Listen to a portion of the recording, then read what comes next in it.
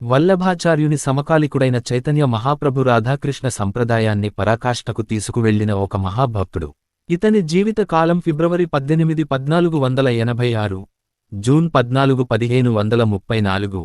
జన్మస్థలం నవద్వీపం, ఇప్పటి నదియా. వల్లభుడు మధుర, బృందావన ప్రాంతాలలో రాధాకృష్ణ మతాన్ని ప్రచారం చేస్తున్న కాలంలోనే చైతన్యుడు బెంగాల్, ఒడిషాలలో అదే మతాన్ని ప్రచారం చేశాడు. కృష్ణ ప్రేమను పంచుటకు అరుదించారు. సామూహిక హరినామ సంకీర్తనమునకు పితయును అయిన శ్రీ చైతన్య మహాప్రభువు బెంగాలలోని నవద్వీపములోని శ్రీధామం మాయాపురములో క్రీ. శ.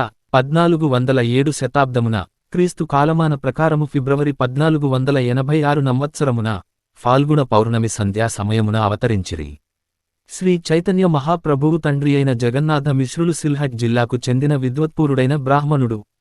చైతన్యుడి తల్లిదండ్రులకు మొదట 8 మంది సంతానం పుట్టడం, వెంటవెంటనే చనిపోవడం జరిగిన తర్వాత 9వ సంతానంగా విశ్వరూపుడు జన్మించాడు.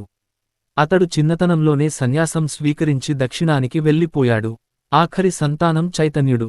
అతనికి తల్లిదండ్రులు పెట్టిన పేరు విశ్వంభరుడు. తెల్లగా మెరిసిపోతూ ఎంతో అందంగా ఉన్నందున అతడిని గౌరాంగుడు అని పిలిచేవారు.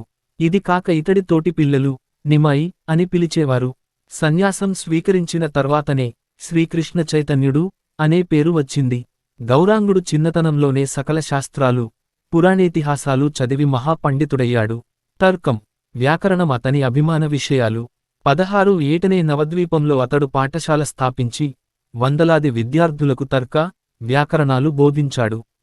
సంస్కృతంలో ఒక వ్యాకరణ గ్రంథం కూడా రచించాడు. గౌరాంగుని 11 ఏట తండ్రి చనిపోవడం జరిగింది.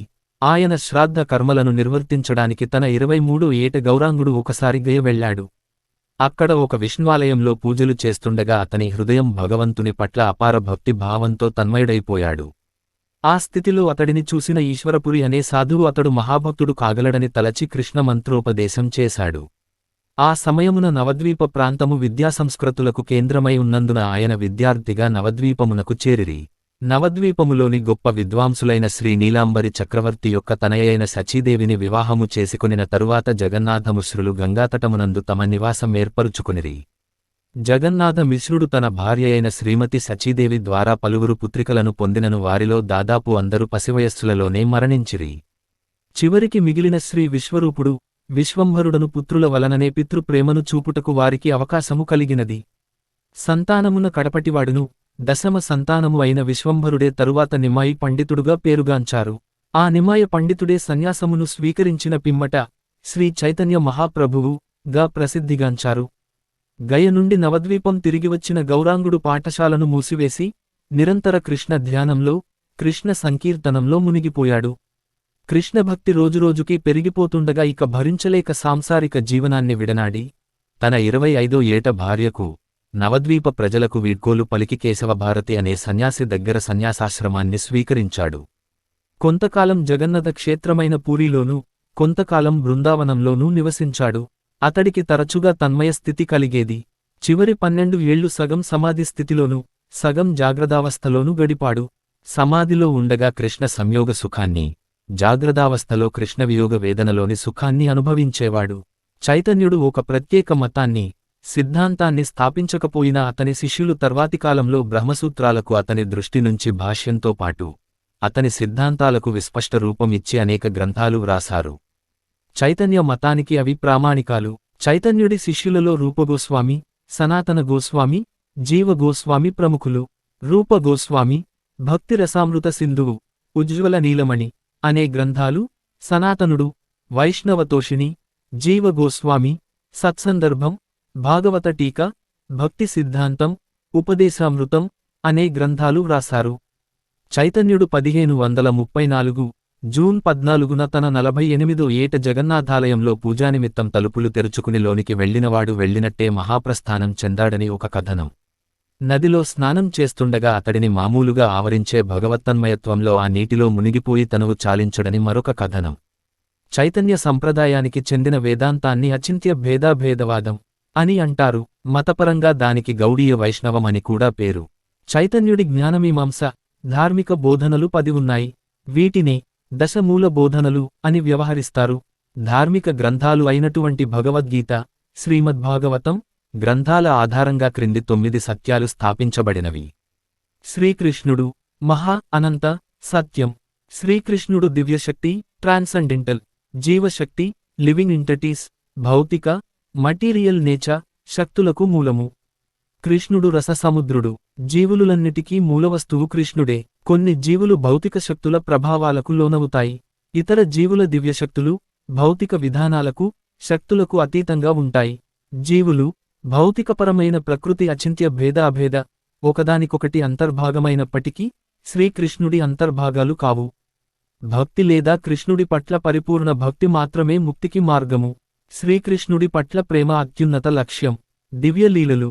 శ్రీ చైతన్య మహాప్రభువు తమ దివ్యలీలలను 48 సంవత్సరముల కాలము ప్రదర్శించిన పిమ్మట 1455 శతాబ్దమున పూరి జగన్నాథ క్షేత్రములో అంతర్ధానము చెందిరి. శ్రీ చైతన్య మహాప్రభువు తొలి 24 సంవత్సరములు నవద్వీపమున బ్రహ్మచర్యాశ్రమమును గృహస్థ జీవనమును గడిపిరి.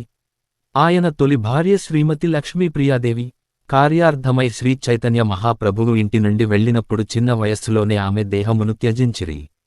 శ్రీ చైతన్య మహాప్రభువు తూర్పు బెంగాల నుండి తిరిగి వచ్చిన తరువాత రెండవ భార్యను స్వీకరింపుమని తల్లి అర్థించగా దానికి ఆయన అంగీకరించిరి. ఈ ప్రభువు రెండవ భార్య శ్రీమతి విష్ణుప్రియాదేవి. శ్రీ చైతన్య మహాప్రభువు 24వ ఏటనే సన్యాసమును స్వీకరించిన కారణముగా ఆవిడ తన జీవితమునంతయు ఆయన వియోగముననే గడిపినది. మహాప్రభువు సన్యాసమును స్వీకరించు సమయమునకు ఆమె వయస్సు కేవలము 14 సంవత్సరాలు. సన్యాసమును స్వీకరించిన పిమ్మట మహాప్రభువు తన తల్లియైన శ్రీమతి సచీదేవి కోరికపై పూరి జగన్నాథమును తన కేంద్రనివాస స్థానముగా చేసుకునిరి. ఆ పూరి క్షేత్రమున ఆయన 24 కాలమును గడిపిరి. ఆ 24 సమయములో 6 సంవత్సరములు ఆయన శ్రీమద్భాగవతమును ఉపదేశించుచు దేశమంతట ముఖ్యముగా దక్షిణ భారతదేశమున పర్యటించిరి. శ్రీ చైతన్య మహాప్రభువు శ్రీమద్భాగవతమునే కాకుండా గీతోపదేశములను కూడా ఆచరణీయ పద్ధతిలో ప్రచారము చేసిరి. శ్రీకృష్ణుడు దేవదేవునిగా భగవద్గీత యందు వర్ణింపబడినాడు.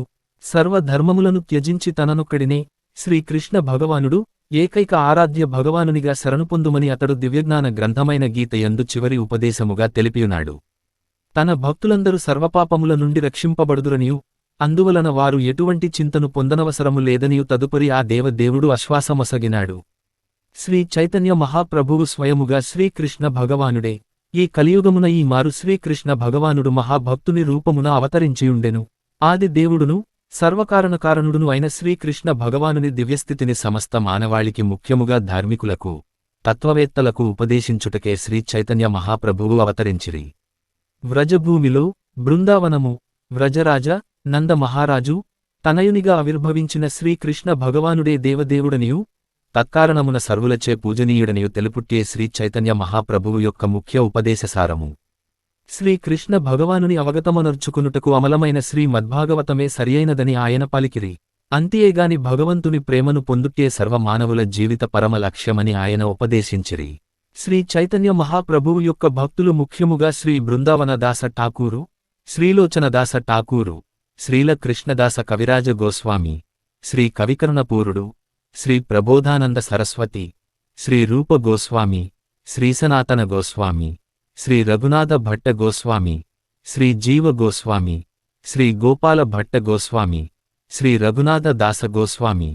ఈ మధ్యకాలము నాటి దాదాపు 200 సంవత్సరముల పూర్వము శ్రీ విశ్వనాథ చక్రవర్తి, శ్రీబలదేవ విద్యాభూషణుడు, శ్రీ శ్యామనంద గోస్వామి, శ్రీ నరోత్తమదాస ఠాకూరు, శ్రీభక్తి వినోద ఠాకూరు, చివరికి అస్మద్గురువర్యులైన శ్రీ భక్తి సిద్ధాంత సరస్వతి ఠాకూరు పలువురు ఇతర ఘన విద్వాంసులు భక్తులు మహాప్రభువుల వారి జీవితము ఉపదేశములపై విస్తృత రచనలను గాంచిరి.